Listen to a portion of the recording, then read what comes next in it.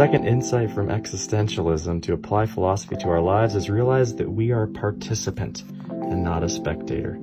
That for our purposes, we exist only insofar as we realize ourselves, and realizing that we are the sum of our actions, nothing else but what our lives are.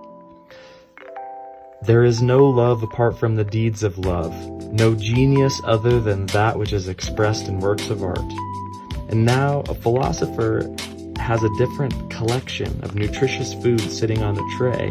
They need to consume them and see how they taste to see if they have deeper significance for us in our lives. Of course, working through all the philosophy in the world may get you a good grade in a course.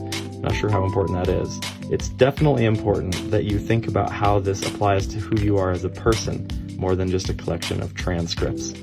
Instead of asking, what have I learned? We can ask, how have I changed?